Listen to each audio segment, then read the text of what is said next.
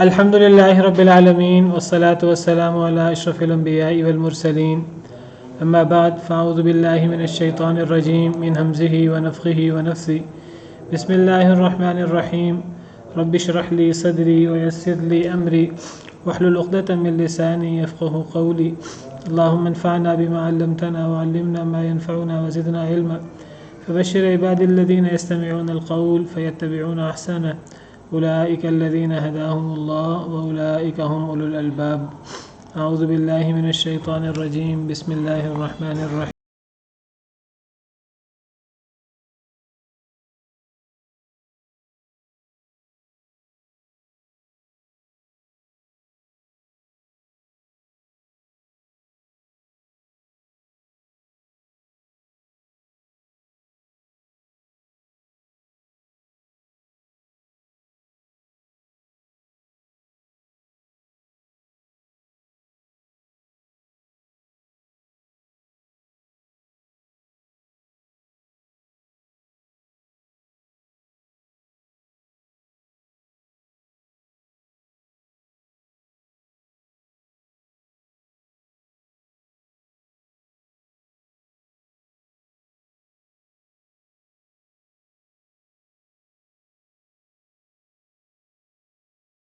من الشيطان الرجيم بسم الله الرحمن الرحيم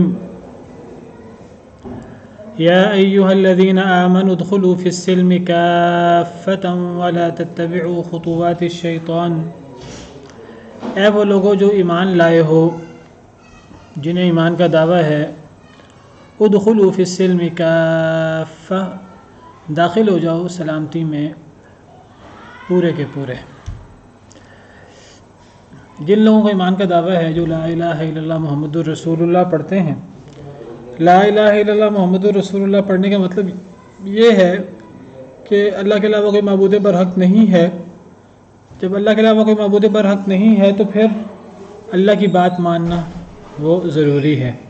جو شخص یہ گواہی دیتا ہے کہ اللہ کے علاوہ کوئی معبود نہیں ہے، صرف یہ گواہی نہیں ہے، صرف یہ ایک زبانی گواہی نہیں ہے، اس کے ہماری عملی زندگی میں پوری طرح اثرات ہوتے ہیں۔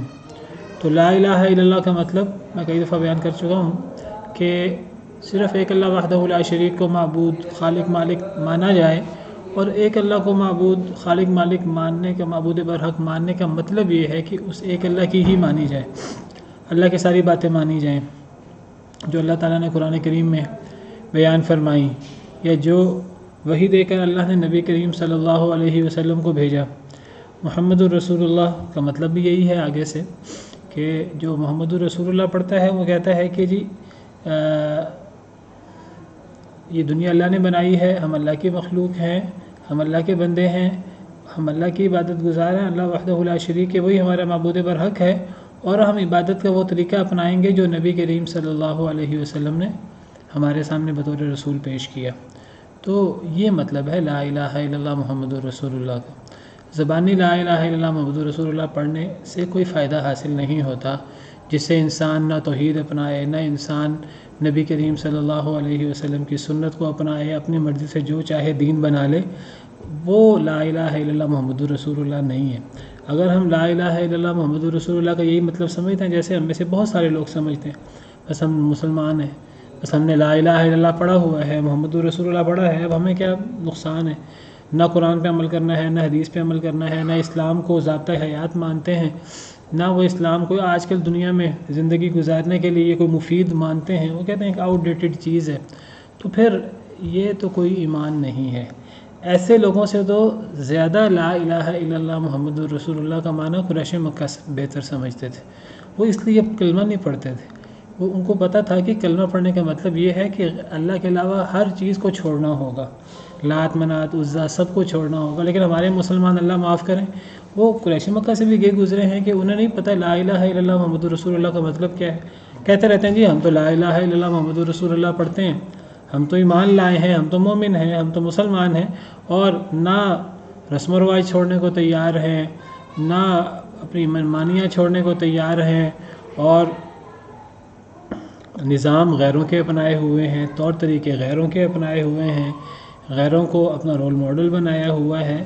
تو یہ تو یا ایھا الذین آمنوا، جن لوگوں کو ایمان کا دعویٰ ہے ان کا طور طریقہ یہ نہیں ہوتا. ان کا طور طریقہ کیا ہے؟ یا ایھا الذین آمنوا، اے وہ لوگوں جنہیں ایمان کا دعویٰ ہے، اپنے اس دعویٰ کو پورا کرو. کیسے پورا کرو؟ ادخلوا فی السلم کافہ، داخل ہو جاؤ سلامتی میں. سلامتی سے مراد سلامتی یعنی جب انسان اسلام قبول کرتا ہے تو انسان سلامتی میں آ جاتا ہے. جو بندہ اسلام قبول نہیں کرتا وہ انتہائی خطرے کا شکار ہے. اللہ تعالیٰ فرماتے ہیں کہ پوری کی پوری دنیا خسارے میں ہے، ہر انسان خسارے میں ہے سوائے ایمان والوں کے، سوائے اس شخص جو اسلام لے آئے. تو گویا کہ اسلام سلامتی ہے، اسلام ایک حفاظت ہے جہنم سے جو سب سے بڑی مصیبت ہے، اور آخرت کی ہولناکیاں اور قبر اور دنیا کی مصیبتیں، ان تمام سے اگر کوئی حفاظت کا رستہ ہے وہ اسلام ہے. تو اسلام کو اسلام بھی کہتے ہیں، اسلام کو سلامتی بھی کہتے ہیں. تو یہاں سلامتی سے مراد اسلام، یعنی اسلام میں پورے کے پورے داخل ہو جاؤ، دین اسلام میں. تو یعنی جب تم منہ سے کہہ رہے ہو کہ ہم اللہ پر ایمان لاتے ہیں، ہم نبی کریم صلی اللہ علیہ وسلم پر ایمان لاتے ہیں، تو پھر جس اسلام کا تمہیں دعویٰ ہے، جس ایمان کا تمہیں دعویٰ ہے، اس دعوے کا ثبوت تو دو. جو اپنے اس دعوے کا ثبوت دے تو وہ بندہ واقعی مومن ہے. فَمِنْهُمْ مَنْ قَضَى نَحْبَهُ وَمِنْهُمْ مَنْ يَنْتَظِرُ مِنَ الْمُؤْمِنِينَ رِجَالٌ صَدَقُوا مَا عَاهَدُوا اللَّهَ عَلَيْهِ. اللہ فرماتے ہیں وہ مومنوں میں ایسے مرد لوگ بھی ہیں. مرد کون ہوتے ہیں اللہ تعالیٰ کی نظر میں؟ مرد وہ لوگ ہیں کہ صدقوا ما عاهدوا اللہ علیہ، جو انہوں نے اللہ سے معاہدہ کیا ہے. ہم جب لا الہ الا اللہ محمد رسول اللہ پڑھتے ہیں، یہ اللہ سے ایک عہد ہوتا ہے. وقد اخذ میثاقکم ان کنتم مؤمنین، اس نے تم سے پختہ وعدہ لیا اگر تم مومن ہو. جب ہم کلمہ پڑھتے ہیں، ایمان لاتے ہیں، تو ہمارا اللہ سے، اللہ کے نبی صلی اللہ علیہ وسلم سے آٹومیٹک ایک عہد قائم ہو جاتا ہے. تو مرد وہ لوگ ہیں کہ جو اللہ سے انہوں نے عہد کیا اس عہد کو پورا کر دکھائیں، سچا کر دکھائیں.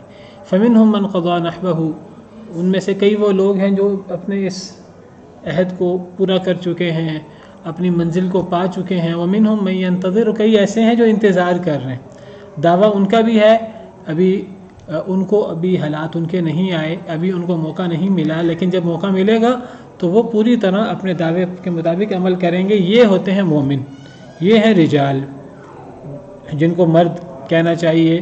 یہ یہاں مردوں سے مراد مرد نہیں ہے، یہاں اصل میں ایک اعلیٰ ترین صفت مراد ہے. یہ صفت عورتوں کی بھی ہو سکتی ہے.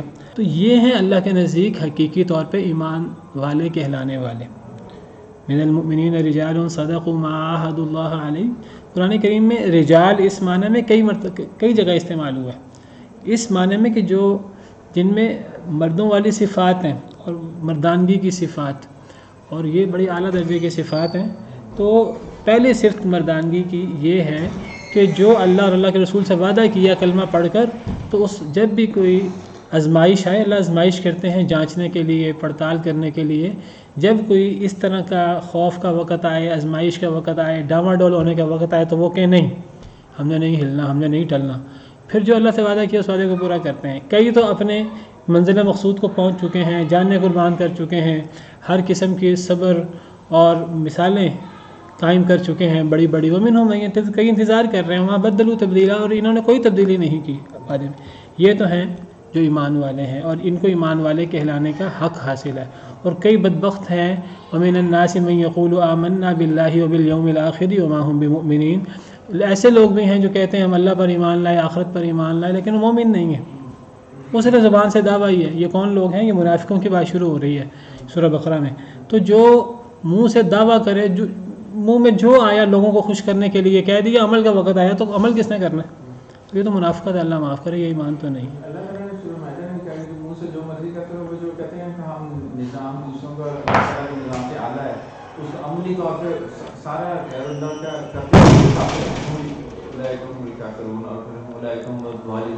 جی جی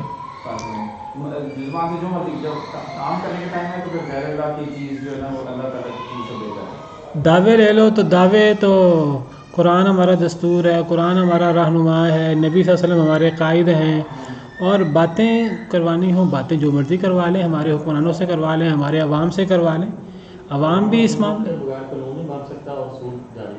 قرآن و سنت کے بغیر قانونی مسلط سود جاری ہے. میں کہہ رہا ہوں اس میں میں آپ کو یہ بتاؤں ہماری ایک بڑی خرابی ہے. ہم لوگ صرف حکمرانوں کے بارے میں بات کر کے ہم ہم کہتے ہیں بس ساری خرابی وہاں ہے. اس سے زیادہ خرابی ہمارے عوام کے اندر ہے.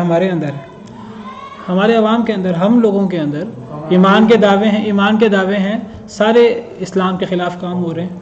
ہمارا کون سا عقیدہ مجھے بتائیے اسلام کے مطابق ہے؟ یہ جو میں ایک سورہ محمد کی آیت پڑھتا ہے اس میں اللہ تعالیٰ کا ذلك بأنهم قالوا للذين كرهوا ما نزل الله سنطيعكم في بعض الأمر. ان لوگوں سے کہتے ہیں جو اللہ جنہوں نے ما انزل اللہ کو ناپسند کیا، کرتے ہیں ان کو کہتے ہیں بعض ہم تمہاری بھی باتیں مانیں گے. یعنی منافقین یہودیوں سے کہتے ہیں. اس میں نام نہیں لکھا. یہ تو کوئی بھی ہو سکتا مسلمان جو بعد میں کہے جو بائیں والوں میں ہم تمہاری بھی باتیں بیچ میں مانیں گے بیچ میں اللہ جی یعنی اس سے مراد یہ ہے کہ جو لوگ بھی ما انزل اللہ کو ناپسند کریں تو ایسے لوگ بھی ہیں جو اللہ ما انزل اللہ کو قرآن و حدیث کو ناپسند کرتے ہیں، اسلام کو ناپسند کرتے ہیں. تو ایسے لوگ بھی ہیں منہ سے اپنے آپ کو مسلمان کہتے ہیں لیکن وہ اپنے ان آقاؤں کو خوش کرنے کے لیے کہتے ہیں ہم تمہاری باتیں مانیں گے.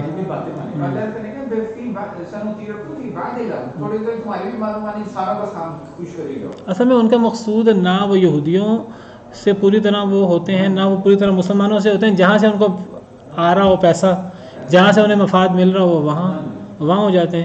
وَإِذَا لَقُوا الَّذِينَ آمَنُوا قَالُوا آمَنَّا وَإِذَا خَلَوْا إِلَىٰ شَيَاطِينِهِمْ قَالُوا إِنَّا مَعَكُمْ. ایمان والوں سے ملتے ہیں کہتے ہیں وہ، کیونکہ جہاں یہاں سے فائدہ لینا ہو ایمان والوں سے، کیونکہ اس دور میں تو ایمان غالب ہو رہا تھا نا، اسلام غالب ہو رہا تھا. تو مومنوں سے ملتے تھے تو ہم تمہارے ساتھ ہیں، کافروں سے ملتے تھے تو ہم تمہارے ساتھ ہیں. مذبذبین بین ذالک، وہ تذبذب میں ہے، نہ ادھر ہے نہ ادھر ہے.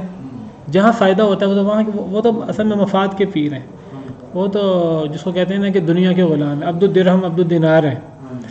تو یہ رویہ تو منافقین کا ہوتا ہے. ایمان والوں کا یہ رویہ نہیں. ایمان والوں کا رویہ کیا ہے؟ ایمان والوں کا رویہ یہ ہے کہ اسلام میں سلامتی میں پورے کے پورے داخل ہو جاؤ، یعنی اللہ کے ہر حکم پر عمل کرنا ہے. حضرت ابراہیم علیہ السلام کی طرح، دیگر انبیاء کرام علیہ السلام کی طرح. اذ قال له ربه اسلم قال اسلمت لرب العالمین. جب اللہ نے فرمایا ان سے کہ مسلمان ہو جاؤ، مطیع ہو جاؤ، تو انہوں نے کہا میں رب العالمین کے سامنے مطیع ہو گیا. پھر یہ صرف زبان سے دعویٰ نہیں تھا، پھر انہوں نے پوری زندگی اس کا عملی نمونہ انہوں نے حضرت اسماعیل نے، ان کی ازواج مطہرات نے، پورے گھرانے نے، اور انبیاء کرام علیہ السلام اور صلحاء اور اولیاء، انہوں نے اس کا نمونہ پیش کیا ہے. تو یہ ہے اصل اسلام.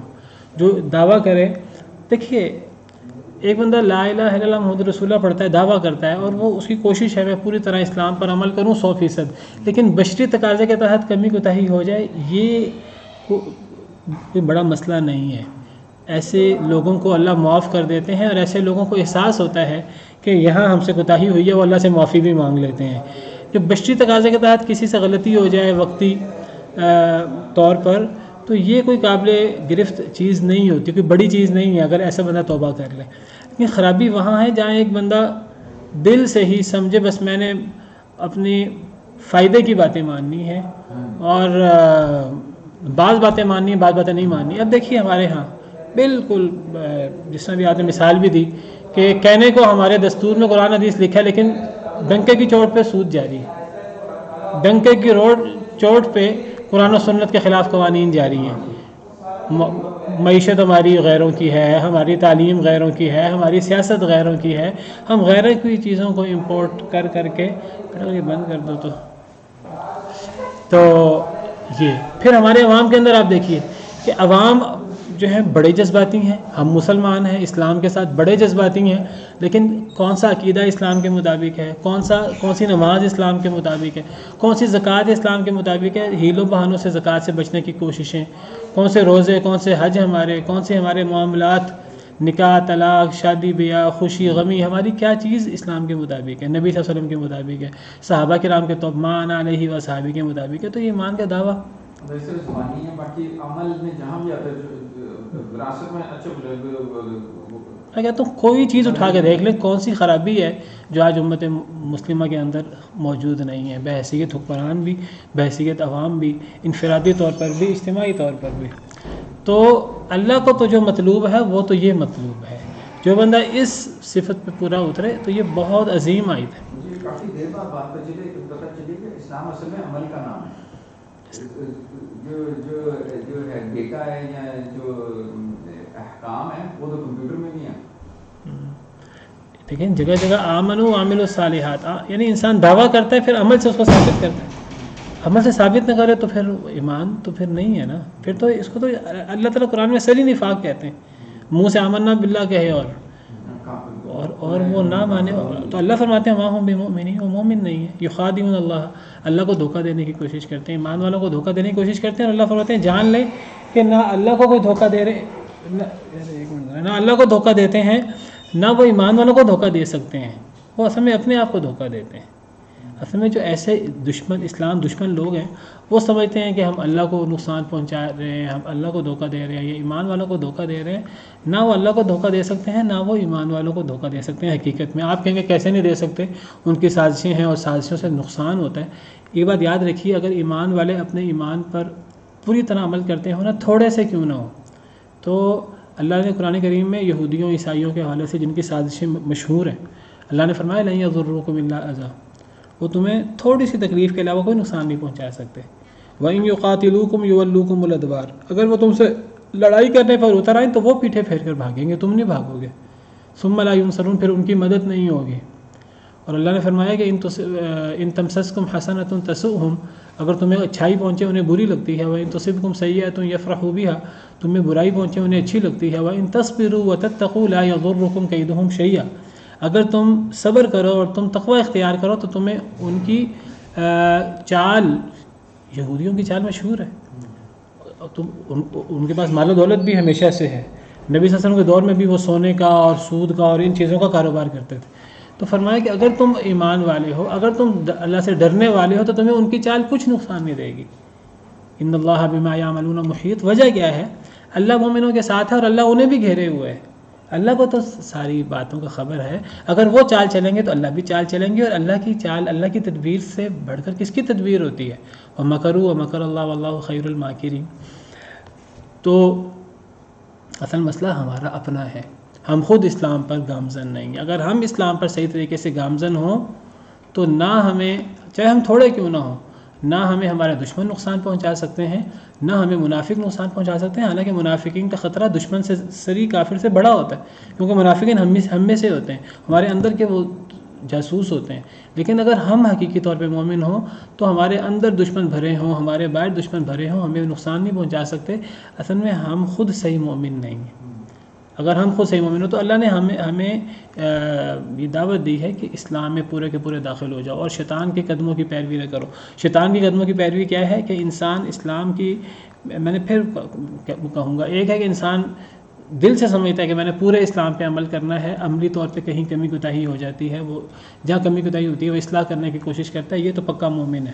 اور مومن سے ہی غلطیاں ہوتی ہیں. اور اللہ تواب ہے، اللہ کی صفت تواب اسی وقت جوش میں آتی ہے جب مومن اللہ سے رجوع کرتا ہے. انبیاء کرام علیہم السلام سے بھی ایسی باتیں ہوئی ہیں، حضرت آدم سے، دیگر انبیاء کرام علیہم السلام سے، اور انہوں نے اللہ سے معافی مانگی. اور اللہ نے فرمایا کہ اگر دنیا میں ایسے لوگ ہوں جو گناہ ہی نہ کریں تو اس سے بہتر وہ لوگ ہیں جو گناہ کر کے اللہ سے گناہوں کی معافی مانگیں اور اللہ انہیں معاف کرے، تاکہ اللہ کی صفت توابیت، اللہ کا غفور ہونا، غفار ہونا وہ ظاہر ہو. تو لیکن ایک وہ لوگ ہیں جو دل سے تمام اسلام کو مانتے ہی نہیں ہیں. انہوں نے دل سے سمجھا ہوا ہے کہ جو فائدے کی چیز ہے ہم نے اسے ماننا ہے، جو نقصان کی چیز ہے ہم نے اسے نہیں ماننا. تو یہ آیت اصل میں ان لوگوں کے بارے میں ہے. اب ہمارے ہاں ایک باقاعدہ ایک گروہ ہے جو اپنے آپ کو سیکولر کہتے ہیں. اور سیکولر کا مطلب کیا ہے؟ کہ دین اسلام کا تعلق ہماری انفرادی زندگی سے، اجتماعی زندگی سے نہیں ہے. یہ تقسیم کس نے کی ہے؟ یہ اصل میں اس آیت کے صریح مخالف ہے.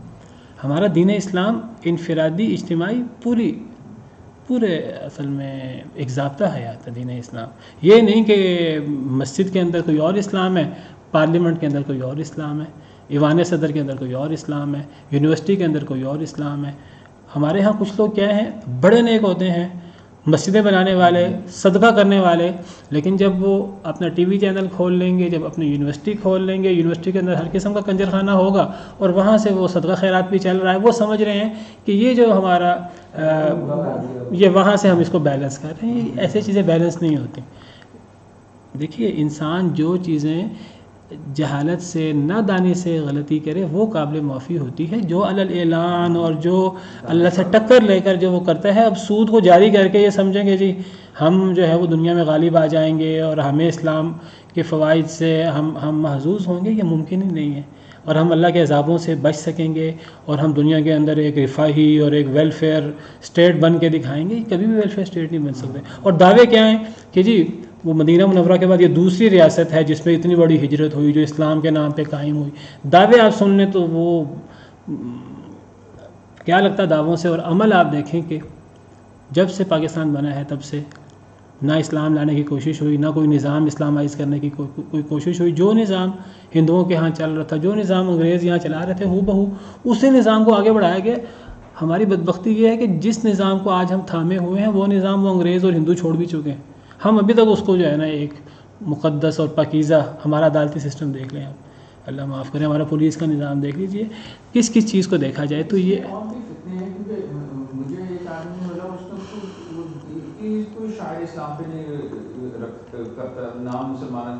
میں سوچا کہ وہ کہتا ہے کہ میں نے ایسے لوگ دیکھے داڑھی رکھے ہیں، حج روزہ نماز زکات سب کچھ کرتے رہے، اور بعد وہ ان کے دوسرے اعمال اتنے غلط ہیں کہ مجھے تو اللہ تعالیٰ پر سے یقین اٹھ گیا. پھر اس کو مجھے سمجھانا پڑا کہ جو اسلام میں اور ایمان میں فرق ہے، اور یہ مطلب وہ دوسرے لوگوں کو تو بس یہی آیت لوگوں کو سمجھانی چاہیے. اب دیکھیں کچھ لوگ ہمارے ہاں ہوتے ہیں حقوق اللہ میں بہت اچھے، نماز روزہ زکوٰۃ میں بہت اچھے، اور حقوق العباد میں ان سے غلیظ اور ان سے غصے والا اور ان سے زیادہ سینے میں کینہ رکھنے والا مسلمانوں کے خلاف، اپنے رشتہ داروں کے خلاف، اپنے بھائیوں کے خلاف کوئی نہیں ہوتا. اور وہ کہنے کو نماز تہجد پڑھنے والے. اور دوسری طرف کچھ لوگ ہیں جو حقوق العباد میں بہت اچھے ہیں لیکن نہ نماز، نہ روزہ، نہ زکوٰۃ. کچھ لوگ ہیں وہ اسلام غالب آنا چاہیے، اسلام غالب آنا چاہیے، نہ ان کا نماز سے تعلق ہے، نہ ان کا زکوٰۃ سے تعلق ہے، نہ ان کا نبی صلی اللہ علیہ وسلم کی سنت سے کوئی تعلق ہے، نہ ان کا نبی صلی اللہ علیہ وسلم کا حلیہ کیا تھا. وہ کہتے ہیں چھوٹی چھوٹی چیزیں ہیں، دنیا چاند پہ پہنچ گئی، تمہیں پتہ ان کے پیچھے پڑے ہوئے. تو دیکھیے اسلام کی کوئی چیز جو ہے وہ ہلکی نہیں ہے، کیونکہ اسلام کی ہر چیز اللہ کی طرف سے، اور جو چیز اللہ کی طرف سے ہے وہ ہلکی نہیں ہو سکتی. میں ان کو تو اتنا مثال ہے کہ لوگ حقوق العباد کو سمجھتے ہیں کہ ہمیں حقوق اللہ پورے کرنے کی ضرورت ہے. جو حقوق العباد اپنی جگہ ہے وہ اس کا نعم البدر، اور حقوق اللہ پوری کرنے کو وہ جو کر رہے تھے وہ کہتے ہیں حقوق العباد کا ہم کوئی ضرورت نہیں. اور آپ دیکھیں لوگ کیا کہتے ہیں، لوگ کہتے ہیں کہ اگر حقوق العباد پورے کر دو، حقوق العباد کے بارے میں سوال ہونا، حقوق اللہ کے بارے میں سوال ہی نہیں ہونا. میں کہتا ہوں کہ جو بندہ حقوق اللہ کو اہمیت نہیں دیتا تو حقوق اللہ کی اہمیت ہر لحاظ سے حقوق العباد سے زیادہ ہے. اللہ نے حقوق العباد کی ہمیں زیادہ توجہ اس لیے دلائی ہے، میں ایک سادہ سی بات ہے کہ اللہ کی اہمیت زیادہ کہ بندے کی اہمیت زیادہ ہے. اللہ کی اہمیت زیادہ ہے، انڈرسٹوڈ بات ہے. پھر آپ کبھی سنتے ہوں گے اور علماء کے منہ سے سنتے ہوں گے حقوق العباد کی اہمیت بہت زیادہ ہے. یہ بات ایک لحاظ سے صحیح ہے. اصل میں دو پہلو ہیں اس بات کے. حقوق العباد کی اہمیت کس پہلو سے زیادہ ہے یہ سمجھنی چاہیے. دیکھیے اللہ تعالیٰ غفور الرحیم ہے. اگر ایک انسان کا عمود، ایک انسان زیادہ ٹھیک ہو، اس کے زیادہ نیک اعمال ہوں، تو اللہ تعالیٰ غفور الرحیم ہے. اللہ تعالیٰ باتوں کے پیچھے نہیں پڑتے، اللہ تعالیٰ درگزر کر دیتے ہیں، بندے معاف نہیں کرتے. ٹھیک ہے، اگر ایک انسان کے عمومی عمود، زندگی کا عمود ٹھیک ہو، عمومی رویہ دین اسلام کے بارے میں ٹھیک ہو، نیکیاں زیادہ ہوں، 60% نیکیاں ہوں، ممکن ہے 40% گناہ. اللہ بغیر دیکھیں اگر تو انسان توبہ کر لے تو وہ گناہ رہتا ہی نہیں ہے. اگر ایک انسان توبہ نہ کر سکے، توبہ کیے بغیر فوت ہو جائے، 60% نیکیاں ہوں، موحد ہو، 40% گناہ ہوں، تو اللہ اتنا غفور الرحیم ہے کہ اللہ کی رحمت سے کوئی بعید نہیں ہے، کوئی لازمی نہیں ہے، لیکن بہت امکان ہے کہ اللہ تعالیٰ 40% معاف کر دے. لیکن یہ بات یاد رکھیں کہ اگر آپ نے کسی کا 1 لاکھ دینا ہے، اگر آپ اس کو 60,000 دیں گے تو آپ کہیں گے کہ میں جس کو 60,000 دوں گا تو میرے 40,000 معاف ہو جائیں گے. وہ کبھی معاف نہیں ہوں گے. انسان 1 روپیہ نہیں چھوڑتا، اللہ تعالیٰ بہت کچھ چھوڑ دیتے ہیں. یہ مطلب ہے حقوق العباد کی اہمیت بہت زیادہ ہے. اور اللہ نے حقوق العباد کے مسئلے میں دخل نہیں دینا قیامت کے دن. اس کا مطلب یہ ہے کہ دنیا میں اپنے معاملات حل کر لو. انسان اتنا لالچی ہے، انسان دنیا میں 1 روپیہ نہیں چھوڑتا، قیامت کے دن وہ کیسے چھوڑے گا؟ جب قیامت کے دن نیکیاں مل رہی ہوں گی تو اللہ تعالیٰ حقوق العباد معاف نہیں کریں گے. حقوق اللہ کے بارے میں نرمی ہوگی. اس کا مطلب اس حد تک ہے. ورنہ اگر ایک بندہ حقوق العباد کو اہمیت بہت زیادہ دے اور حقوق اللہ کو کوئی پرواہ نہ کرے تو مجھے بتائیں اللہ کی غیرت نہیں جوش میں آئے گی کہ یہ انسان بندوں کے حقوق کو تو اہمیت دیتا ہے اور میں جو بندوں کا رب ہوں میرے حقوق کو اہمیت ہی نہیں دیتا. اگر اللہ جو ہے وہ اس بات پہ پکڑ کر لیں انسان کی، مجھے بتائیے اس سے زیادہ خطرے والی کون سی بات ہے؟ تو کبھی حقوق اللہ کو ہلکا نہ سمجھیے. میں تو لوگوں کی اگر حقوق اللہ میں کمی کوتاہی ہو جائے، انسان کا امور ٹھیک ہو، تو بہت ممکن ہے اللہ تعالیٰ حقوق اللہ معاف کر دیں، اگر زیادہ انسان کی نیکیاں ہوں اور انسان کا رویہ عاجزی والا ہو، تکبر والا نہ ہو. تکبر والا ہو تو آپ یہ بات یاد رکھیے، شیطان کی نیکیاں بہت زیادہ تھیں. ایک گناہ کرنے کی وجہ سے اللہ کی وہ عدالت سے اور اللہ کے دربار سے وہ دھتکار دیا گیا، تکبر کی وجہ سے. جو بندہ تکبر کی بنا پر الگ اعلان گناہ کرتا ہے تو ایک گناہ اس کو لے ڈوبتا ہے.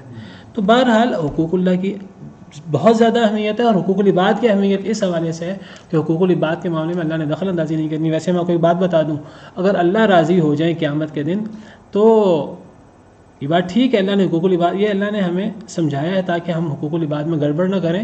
ورنہ اگر اللہ معاف کرنا چاہیں کسی انسان کو تو اللہ کے لیے کیا مشکل ہے، اللہ تعالیٰ 100 لوگوں کو راضی کر دیں ہماری طرف سے، اللہ کے لیے تو کوئی مشکل نہیں ہے. تو نہ حقوق اللہ کو کم سمجھے، نہ حقوق العباد کو کم سمجھے. ایک مسلمان وہ ہوتا ہے جو دین کی ایک ایک بات کو اہمیت دیتا ہے. حقوق اللہ ہو، حقوق العباد ہو، انفرادی معاملات ہو، اجتماعی معاملات ہوں، چھوٹے معاملات ہوں، بڑے معاملات ہوں، چھوٹی نیکی کو حقیر نہیں سمجھنا چاہیے. ہم بعض وقت چھوٹی نیکی کو حقیر سمجھتے ہیں، اور ہمارے ہاں بعض لوگ بڑے آرام سے کہہ رہے ہوتے ہیں. وہ کہہ رہے ہوتے ہیں کہ جی میں نے ابھی مثال دی کہ لوگ چاند پہ پہنچ گئے ہیں اور ہم اس پہ پڑے ہوئے ہیں کہ کولی کرنی چاہیے، ناک میں پانی ڈالنا چاہیے، اور فلاں رفع دین کرنا چاہیے کہ نہیں کرنا چاہیے، ٹخنے سے ٹخنا ملانا چاہیے، شلوار ٹخنے سے اوپر ہونا چاہیے. اس طرح مذاق اڑاتے ہیں اللہ کے احکامات کا. داڑھی رکھنی چاہیے، نہیں رکھنی چاہیے، یہ کوئی باتیں ہیں؟ آج تو ہمیں فلسطین کا مسئلہ حل کرنا ہے، ہمیں یہ وہ مسئلہ حل کرنا ہے. تو جو لوگ اللہ کے جن احکامات کو چھوٹے چھوٹے حکم کہہ رہے ہیں ان پہ عمل نہیں کر رہے، انہوں نے بڑے بڑے مسئلے کیسے حل کرنا ہے؟ جسم پہ لاگو نہیں کر اپنے جسم پہ کسی چیز کو لاگو نہیں کر رہے تو کسی چیز کو ہلکا نہ سمجھیے. بڑا مسئلہ آپ بڑا کہہ رہے ہیں، پتہ نہیں وہ اللہ کے نزدیک اتنا بڑا ہے کہ نہیں. جس کو آپ چھوٹا کہہ رہے ہیں اللہ کے نزدیک پتہ نہیں مسئلہ کتنا بڑا ہے. تو اللہ اور اللہ کے رسول کے کسی حکم کو ہلکا نہ سمجھیے. بس یہ اس آیت کا مطلب ہے. کچھ لوگ کہتے ہیں کہ اگر کسی نے کلمہ پڑھ لیا ہے اس کے بعد وہ عمل کرنے کی کوشش کرتا ہے، ایک جڑ ہے آدمی، اس کو تو پتہ ہی کچھ نہیں ہے، تو اس نے بس ہلکا پھلکا پڑھا، باقی چیزیں جو ہیں وہ نہیں بھی کر سکا. اب ایک بندہ جو ہے بہت پڑھا لکھا ہے، وہ اپنے طریقے سے کلمہ پڑھتا ہے اور عمل کرتا ہے، اس میں دونوں میں فرق ہے. تو وہ اللہ تعالیٰ اس فرق کو ہی لے کے آگے چلیں گے. تو اس لیے ہم نے جو جتنا ہم کر سکتے ہیں ہم کر رہے ہیں. اگر نہیں بھی ہوتا تو بس اللہ تعالیٰ کو پتہ ہی ہے. ایک مائی ہے، اس کو قرآن پاک پڑھا ہی نہیں آیا تھا اس نے، تو اس کو اسی طرح سے حساب ہو رہا ہے ہمارا، یا جس نے زیادہ پڑھا ہوا ہے عالم کو اس حساب سے حساب ہو رہا ہے. کیا ایسی بات نہیں؟ میں آپ سے عرض کروں، اصل میں اس بہت سی باتوں کے دو پہلو ہوتے ہیں، اور ہم کئی دفعہ دو پہلو کو ذہن میں نہیں رکھ رہے ہوتے تو ہم اس قسم کی باتیں کر رہے ہوتے ہیں. سب سے پہلے تو یہ سمجھ لیجئے کہ ایک شخص نے علم حاصل کیا اور ایک شخص نے علم حاصل نہیں کیا. ایک شخص علم حاصل کرتا ہے، عالم بنتا ہے، دین سیکھتا ہے، لوگوں کو سکھاتا ہے. اور ایک شخص ہے اس نے علم حاصل نہیں کیا، موٹا موٹا علم حاصل کیا ہے جتنا ضروری ہے، اس نے اتنا علم حاصل نہیں کیا کہ وہ لوگوں کو مسئلے سمجھا سکے. اور وہ کہتا ہے میں جتنا علم حاصل کروں گا اتنا مجھ پہ ذمہ داری پڑتی جائے گی، میں اتنی ذمہ داری میں نہیں پڑھنا چاہتا. تو یہ بات یاد رکھیے، جو علم حاصل کرنے والا ہے، جو عالم بننے کی کوشش کرنے والا ہے، جتنی اس سے کوشش ہوتی ہے وہ کوشش کرتا ہے، وہ اللہ کے دین کو، قرآن کو، سنت کو اہمیت دیتا ہے. تو یہ شخص نبی کریم صلی اللہ علیہ وسلم کا وارث ہے، انبیاء کا وارث. العلماء ورثۃ الانبیاء. اور آپ کو پتہ ہے کہ ایک عالم میں اور ایک عابد میں، یہ ایک عالم ہے ان میں سے اور ایک عابد ہے. ایک عالم کا اور ایک عابد کا کتنا فرق ہے کہ اگر ان عابدوں سے پوری دنیا بھر جائے نا تو ایک عالم کے برابر نہیں ہو سکتی. یا دوسرے لفظوں میں جو حدیث کے الفاظ ہیں میں وہ بیان کر دوں کہ ایک عالم اور عابد کا آپس میں وہ فرق ہے. ایک عالم کی فضیلت عابد پر وہ ہے جو نبی کی فضیلت ایک ادنا امتی پر. صحیح حدیث کے مطابق فضل العالم علی العابد کفضل علی ادناکم. تو میرا آپ سے سوال یہ ہے کہ دنیا میں سارے عابد ہو جائیں تو کیا وہ نبی کے برابر ہو سکتے ہیں؟ نبی کے برابر نہیں ہو سکتے نا. تو فرمایا کہ فضل العالم علی العابد کفضل علی ادناکم. تو یہ فرق پہلے ذہن میں رکھیں.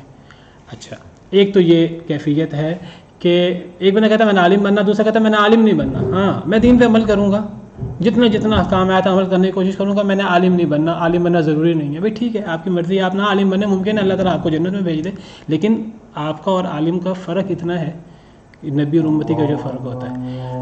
ایک یہ ہے، ایک ہے کہ ایک بندہ عالم بننے کی کوشش کرتا نہیں بن پاتا. یہاں اب بات آپ کی والی آئے گی، اذان کے بعد میں اس بات کو مزید وضاحت کرتا ہوں. تو آپ کا جی صحیح بخاری کے اندر حدیث ہے کہ جب انسان قبر میں جائے گا تو فرشتے سوال کریں گے، دکھائیں گے کہ آپ کے وسلم میں کون ہے، ان کے بارے میں کیا جانتے ہو. تو ایک جو کافر ہوگا وہ تو کہہ رہے گا مجھے کچھ نہیں پتا، تو وہ تو فیل ہو جائے ویسے. اس کے بعد ایک منافق یا ایک بندہ جس کو کچھ پتہ نہیں تھا وہ کہے گا کہ جی میں نے سنتا تھا, جیسے عام لوگ ہیں یہاں پہ, سنتا تھا میں, لوگ کہتے تھے کہ یہ نبی ہے اور اس طرح سے, تو وہ بھی مطلب کہ کافر کے ساتھ ہی ہو جائے. اچھا جب میں نے کچھ لوگوں کو میں نے یہ بات بتائی تو انہوں نے کہا کہ ہم تو مطلب کہ اجاڑتے ہیں, ہم نے تو کبھی نہیں سنا, مطلب کہ نہ ہم نے کوئی اتنی تحقیق کی کہ جی دین پڑھیں سمجھیں. اب ہم کس کیٹیگری میں آتے ہیں؟ ہم بھی تو نہیں اس کیٹیگری میں آتے. پھر ایک بندے نے کہا کہ نہیں ہم نہیں آتے کیونکہ اللہ تعالیٰ نے جس کا جتنا علم ہوگا اس کے ہاتھ سے اس کا حساب دینا ہے, نہیں بھی پتا تو بڑا مسئلہ ہے. تو اس کی میں اس کی وجہ جی میں آپ کا پورا سوال سمجھ گیا تھا میں آپ کا. تو میں نے آپ سے کہا کہ جو بندہ علم حاصل کرتا ہے, قرآن پڑھتا ہے اور علم حاصل کرتا ہے زیادہ سے زیادہ, اور جو علم حاصل نہیں کرتا لیکن وہ کہتا ہے کہ مجھے جتنا پتہ ہے میں اتنا عمل کروں گا, تو پہلی بات تو یہ کہ ایک عالم اور ایک عابد ہے. ٹھیک ہے, عابد ایک نیک بندے کو کہتے ہیں جو راتوں کو قیام کرے, فرض نماز پڑھے, قیام کرے, جہاد کرے, لیکن وہ خود علم حاصل نہیں کر سکتا, وہ خود دین کو سمجھ نہیں سکتا, وہ دوسروں سے سمجھتا ہے, علماء سے سمجھتا ہے. تو یہ تو عالم کا اور عابد کا فرق ہو گیا. باقی علماء کی کمیاں کوتاہیاں ہوتی ہیں, اور یہ بات یاد رکھیے کہ علماء کی کوتاہیاں آپ لوگوں کی کوتاہیوں سے بڑی ہوتی ہیں. تو وہ بہرحال جب ایک مقام ملتا ہے تو پھر ذمہ داری بھی بڑی آتی ہے. اچھا, ایک بندہ جو ہے نا وہ علم حاصل کرنے کی کوشش کرتا ہے لیکن وہ علم حاصل نہیں کر پاتا کوشش کے باوجود, تو یہ شخص جو ہے اس کو علم حاصل کرنے کے برابر اجر مل سکتا ہے اگر ایک بندہ کوشش کرے. جیسے حدیث میں آتا ہے کہ جو بندہ ایک بندہ قرآن پڑھتا ہے اس کا بڑا اجر ہے, ایک بندہ قرآن پڑھتا ہے اٹک اٹک کے پڑھتا ہے, وہ صحیح پڑھنے کی کوشش کرتا ہے, اسے صحیح پڑھا نہیں جاتا تو اس کو ڈبل اجر ملتا ہے. تو کوشش کی بڑی اہمیت ہے. ایک بندہ کوشش کرتا ہے, لیکن ایک تیسری کیفیت ہے, ایک بندہ کوشش نہیں کرتا بلکہ وہ یہ سمجھتا ہے کہ میں نے جو ہے نا وہ علم حاصل نہیں کرنا, میں جتنا علم حاصل کروں گا پھنس جاؤں گا, میں نے قرآن نہیں پڑھنا, میں جتنا قرآن پڑھوں گا اتنا پھنس جاؤں گا, میں نے حدیث نہیں پڑھنی, میں جتنی حدیث پڑھوں گا اتنی جنت جہنم کے واقعات پڑھوں گا, پھنس جاؤں گا, تو میں جو ہے وہ نہ ہی پڑھوں تو بہتر ہے. آپ کو بتاؤں یہ اصل میں کبوتر کی مثال ہے اور یہ شیطانی وسوسہ ہے. اگر ایک بندہ علم حاصل کر سکتا ہے نہیں کرتا, صرف اس لیے نہیں کرتا کہ میں کروں گا تو پھنس جاؤں گا. یہ بالکل ایسی بات ہے جیسے ایک کبوتر ہے, اس کے سامنے اس کے دشمن ہے, بلی ہے, بلی کو دیکھ کر وہ کہ میں آنکھیں بند کر لوں گا تو میں محفوظ ہو جاؤں گا. آنکھیں بند کر کے ایک چیز کو نہ جان کر آپ اس چیز سے کیسے بچیں گے؟ جی میں اس لیے بچ جاؤں گا, مجھے علم ہی نہیں ہوگا. اللہ نے تو وہ پوچھنا جو علم ہے. اگر اللہ نے یہ پوچھنا کہ تو نے علم حاصل کیوں نہیں کیا. ایک بندہ جو ہے وہ چوری کرے اور بڑے سے بڑا قانون توڑے اور اس کو جب پکڑا جائے, میں دنیا کی مثال دیتا ہوں, وہ کہ مجھے پتہ ہی نہیں تھا قانون کیا ہے, مجھے بتائیے کہ اس کو معافی ملے گی؟ کبھی معافی نہیں ملے گی. معافی صرف اس بندے کو ملے گی کہ جس کو ایک قانون کوشش کے باوجود, اس کی کوشش تھی وہ قانون سیکھے لیکن وہ کسی وجہ سے نہ سیکھ سکا, کسی عذر کی وجہ سے, کسی مجبوری کی وجہ سے. اسے تو قانون نہ جاننے کی, بچے ہونے کی وجہ سے, بے وقوف دیوانہ ہونے کی وجہ سے کسی کو چھوٹ مل جائے کہ بھئی یہ بے وقوف ہے, یہ دیوانہ ہے, یہ قانون نہیں سمجھ سکتا, تو اس کو چلو اس قانون سے بری و ذمہ کر دو. مجھے بتائیے ایک عقل مند شخص کو, ایک جہاں دیدہ بندے کو قانون کی نا واقفیت کبھی قانون سے بچا سکتی ہے؟ کبھی نہیں بچا سکتی. تو مجھے بتائیے اللہ کے یہاں کیسے بچائے گی؟ ایک بندہ کہ اللہ تعالیٰ سے قیامت کے دن اے اللہ تعالیٰ مجھے پتہ ہی نہیں تھا توحید شرک کیا ہوتا ہے, تو مجھے بتائیے کیا اس بندے کو قیامت کے دن کا شرک جو ہے وہ توحید پر عمل نہ کرنا بچا لے گا؟ کبھی نہیں بچائے گا. ایک بندے کو پتہ ہی نہیں نماز کیسے پڑھنی ہے اور وہ سیکھتا بھی نہیں ہے, میں سیکھوں گا تو پھنس جاؤں گا, پڑھنی پڑے گی, میں نہیں سیکھتا. تو یہ بہت بڑا شیطان کا وسوسہ ہے. یہاں میں نے جو ایک دوسری, یہ تیسری صورت ہے, یہ وسوسہ شیطان کا دھوکہ ہے. دوسری جو صورت ہے نا درمیان میں, وہاں کسی حد تک ہم یہ بات کہہ سکتے ہیں جو آپ کہہ رہے ہیں. ایک بندہ کوشش کرتا ہے لیکن کچھ وجوہات کی وجہ سے, اپنے حالات کی وجہ سے, کوئی ذہنی پستی کی وجہ سے, کوئی دیوانگی کی وجہ سے, کوئی بچے ہونے کی وجہ سے, کوئی اور معاملات کی وجہ سے اس کی کوشش ہے وہ نہیں کر پاتا. تو آپ کو میں یہاں ایک حدیث مبارکہ بیان کر دوں کہ 4 قسم کے لوگ ہوتے ہیں. حدیث مبارکہ ہے, پورے الفاظ میرے ذہن میں نہیں ہیں. ایک وہ بندہ ہے کہ جسے اللہ نے علم دیا ہے, مال دیا ہے, وہ علم کو سیکھتا ہے, پھر سکھاتا ہے, اس علم کے مطابق زندگی گزارتا ہے. مال اللہ نے دیا ہے, وہ مال کو اللہ کے حکم کے مطابق خرچ کرتا ہے, اپنے اوپر خرچ کرتا ہے, لوگوں پر خرچ کرتا ہے. یہ افضل ترین بندہ ہے. دوسری مثال ہے کہ ایک بندہ, اسے اللہ نے علم یا مال نہیں دیا, اس کی کوشش کے باوجود, جائز طریقے سے وہ کمانا چاہتا تھا, جائز طریقے سے علم حاصل کرنا چاہتا تھا, وہ نہیں کر سکا. لیکن وہ کہتا ہے کاش کہ اگر اللہ تعالیٰ مجھے علم دیتا, مال دیتا, تو میں اس عالم کی طرح اور اس سخی کی طرح میں بھی علم کو سیکھتا سکھاتا، میں بھی اس مال کو یہاں خرچ کرتا یہاں خرچ کرتا، تو نبی صلی اللہ علیہ وسلم نے فرمایا ان دونوں شخصوں کا اجر برابر ہے۔ اگرچہ یہ بات واضح ہے کہ جو پہلا شخص ہے اس کا اجر زیادہ ہے کیونکہ اس نے عمل کر کے دکھا دیا، دوسرے بندے کی خواہش ہے، کوشش کے باوجود اس کو ایسی صورت اس کے سامنے نہیں آئی کہ وہ عمل کر کے نہیں دکھا سکا، لیکن اس کی کوشش اتنی، اس کی خواہش، نیت اتنی سچی ہے، اللہ کو پتہ ہے کہ اس کی نیت کتنی سچی ہے۔ کئی لوگ ہیں وہ اس کو ہیلا بناتے ہیں، وہ نہیں، جو دل سے کہتا ہے کہ اگر میرے پاس علم ہوتا تو میں یہ کرتا، میرے پاس مال ہوتا، مجھے موقع نہیں ملا، مجھے حالات نہیں ملے، میں یہ کر نہیں سکا، اگر میں یہ کر لیتا، واقعی ہی وہ کر نہیں سکا کسی وجہ سے، فرمائے دونوں اجر میں برابر ہیں۔ پھر آپ نے فرمایا تیسرا شخص وہ ہے جس کے پاس علم ہے لیکن وہ اس علم کا غلط استعمال کرتا ہے، دنیا کماتا ہے، مال ہے وہ اس مال کو اللہ کے نافرمانی میں استعمال کرتا ہے، دنیا جہاں کا غلط کام کرتا ہے، یہ بدترین شخص ہے۔ پھر آپ نے فرمایا ایک چوتھا شخص ہے جس کے پاس علم نہیں ہے، مال نہیں ہے، لیکن وہ کہتا اگر میرے پاس یہ ہوتا تو میں وہ کام کرتا جو یہ بدبخت کر رہا ہے، میں بھی قارون ہوتا۔ قارون نے جب قارون کا دیکھا نا مال تو کچھ بے وقوفوں نے کہا کاش کہ ہمارے پاس بھی اس طرح کا مال ہوتا، یا لیت لنا مثل ما اوتی قارون انہ لذو حظ عظیم، کاش کہ ہمارے پاس بھی قارون جیسا مال ہوتا، یہ تو بڑا خوش نصیب ہے۔ ہاں تو فرمایا یہ اور وہ تیسرا شخص برابر ہے۔ تو یہ چیز کب ہوتی ہے؟ جب ایک انسان کوشش کے باوجود ایک چیز نہیں کر پاتا لیکن اس کی خواہش اچھی ہے اور دل سے وہ خواہش رکھتا ہے تو وہ اجر میں برابر ہو جاتا ہے، اور جو دل سے برے لوگوں کی طرح بننا چاہتا ہے وہ ان لوگوں کی طرح ہو جاتا ہے۔ باقی ایک بندہ پوری حالات موجود ہیں، پوری صلاحیت موجود ہے، وہ سیکھتا ہی نہیں، وہ شیطانی وسوسے کی وجہ سے، تو یہ تو بہت بڑا گناہ ہے، اللہ معاف کرے۔ ہاں جی، تو یہ شیطان اصل میں دنیا کے اندر ہر بندے کو اس کے مطابق گمراہ کرتا ہے، عالم کو عالم کے مطابق گمراہ کرنے کی کوشش کرتا ہے اور عام بندے کو عام بندے کے مطابق گمراہ کرنے کی کوشش کرتا ہے۔ جو جتنا بڑا عالم ہو، جو جتنا اللہ کے قریب ہو، اس کو اتنے طریقوں سے وہ جو ہے مقابلہ کرنے کی کوشش کرتا ہے۔ بہرحال یہ آیت بہت غور طلب ہے کہ اسلام میں ہم نے پورے طریقے سے داخل ہونا ہے۔ ولا تتبعوا خطوات شیطان، شیطان کے قدموں کی پیروی نہ کرو۔ شیطان کے قدموں کی پیروی کیا ہے؟ انسان بعض باتیں مان لے اللہ کی، بعض باتیں نہ مانے، آسان باتیں مان لے، فلاں مشکل بات ہے میں وہ نہیں مان سکتا۔ دیکھیے ایک ہے مشکل چیز پہ انسان عمل کرنے کی کوشش کرے، کر نہ پائے، یہ ایک الگ چیز ہے۔